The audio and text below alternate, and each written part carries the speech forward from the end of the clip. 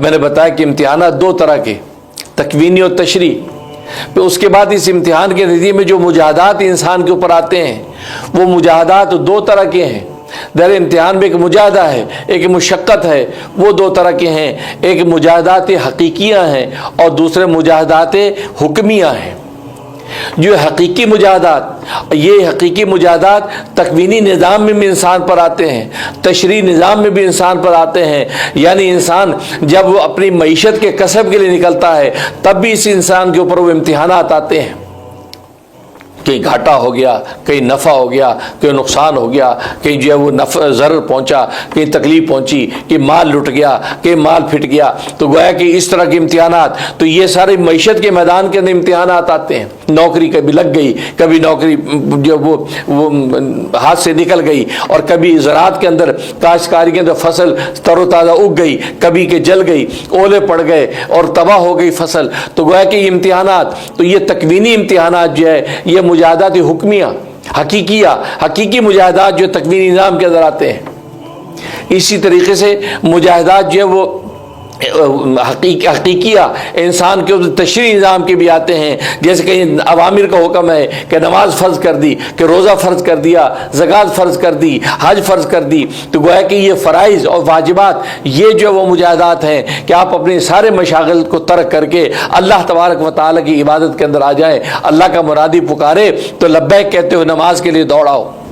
تو گویا یہ حقیقی مجاہدے ہیں کہ جو اوامر اور نواہی کی شکل میں ہیں. حرام سے روک دیا، چوری سے بچ جاؤ، ڈاکے سے بچ جاؤ، زنا سے بچ جاؤ، تہمت سے بچ جاؤ، گویا کہ ان چیزوں سے روکا. تو یہ سب کے سب مجاہدات جو فرائض و واجبات کے درجے میں ہیں، جو اوامر نواہی کے درجے میں ہیں، یہ سب کے سب مجاہدات حقیقی کہلاتے ہیں.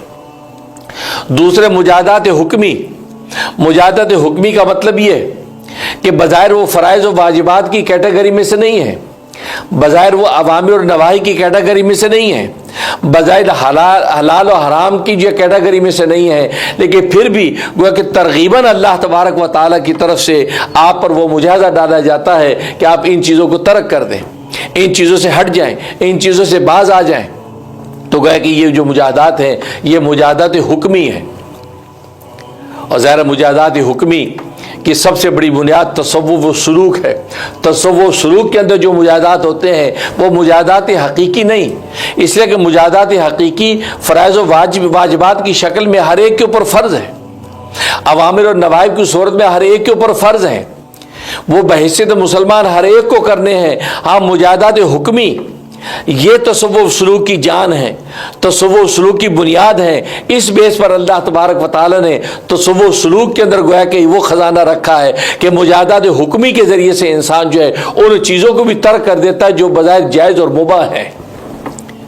اور مقصد یہ ہوتا ہے کہ جب مشائخ سلسلہ کی نگرانی کے اندر یہ شخص وہ جو ہے وہ مجاہدات حکمی اختیار کرتا ہے، جائز چیزوں کو بھی چھوڑ دیتا ہے، مباحات سے بھی دور رہتا ہے. جب مباحات اور جائز چیزوں سے بھی دور رہنے کا اس کے اندر جو ول پاور پیدا ہو گئی، اس کے اندر عزم اور ہمت اور حوصلہ پیدا ہو گیا، تو واقعی جو حرام ہے اس کے قریب جانے کا تو سوال ہی پیدا نہیں ہوتا. اس لیے مجاہدات حکمی جو ہے وہ مشائخ سلسلہ خانقاہوں کے اندر لاگو کرتے ہیں. اور وہ یزکیہم، جو نبی کریم صلی اللہ علیہ وسلم کا وظیفہ تھا کہ وہ یزکیہم کے اس تقاضے کی تکمیل کرتے ہیں.